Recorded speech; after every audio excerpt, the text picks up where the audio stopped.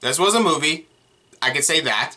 The Crush is a comedic, melodramatic Hulu original film rated TV anime that came out. I don't know. There's not much I know about the production, but I guess I should say it's about gay people, I guess.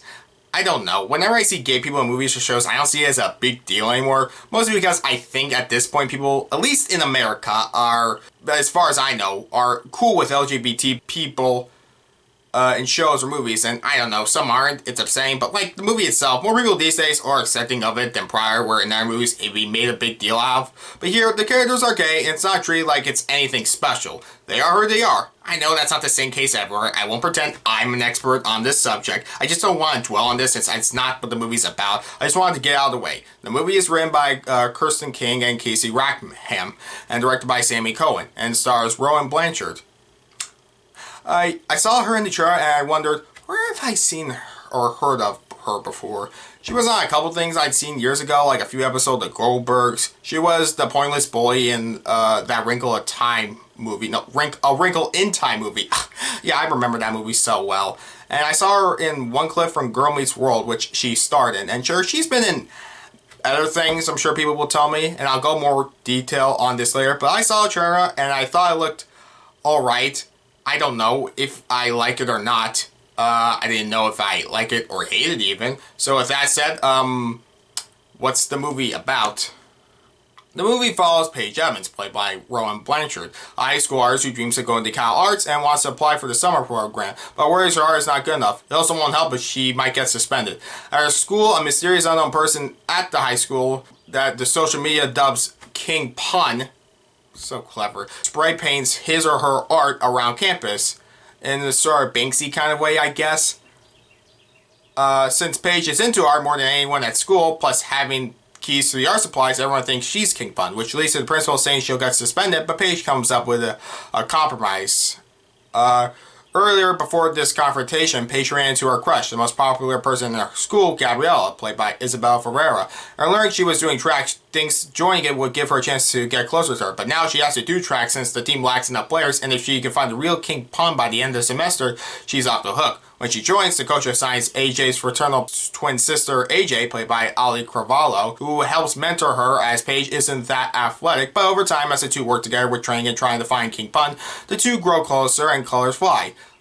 Literally. When Paige sees someone she likes, there's like colors that fly in the background or something. As Paige might discover what real love means.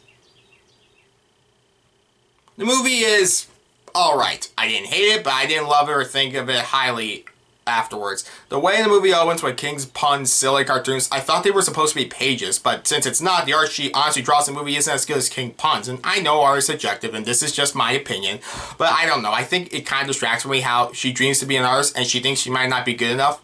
I don't know.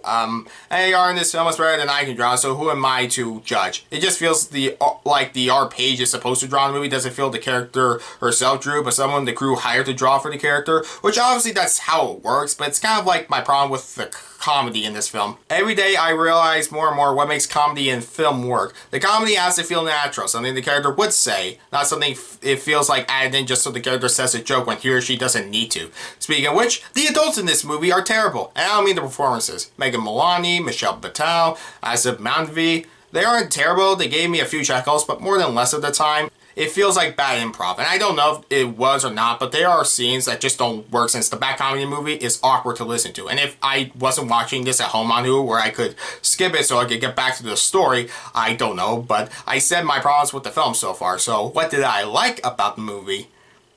I like the characters actually at the center. Paige's best friends, Dylan and Stacy, are a sex-crazed couple competing against each other for school prison. I don't know, it gotta be a few laughs. There are other characters Paige goes to school with who have like a stereotype they make fun of. But what about Paige, AJ, and Gabriella? Paige is alright, both the character and the performance given. Where I've seen this character before, but she brings her uniqueness to the role, for lack of a better word. Where I like the performance, but I wouldn't call it exceptional. But that's probably because it's not like it's a challenging role. The movie isn't a powerful drama, and I saw the trailer, so I wasn't expecting it to be a powerful coming-of-age, character-driven high school story like Ordinary People or Perks of Being a Wallflower.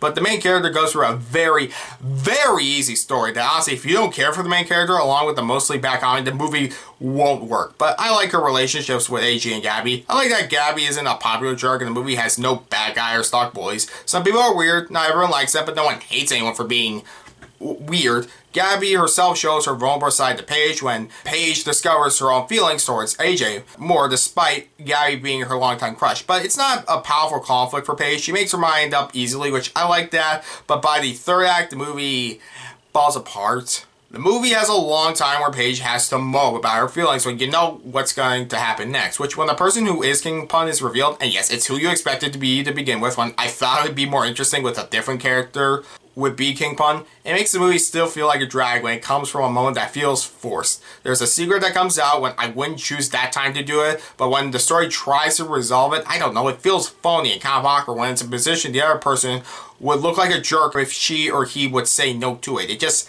feels awkward. There are many moments the movie just becomes awkward to watch, from bad jokes or dumb scenes, but I don't dislike the movie.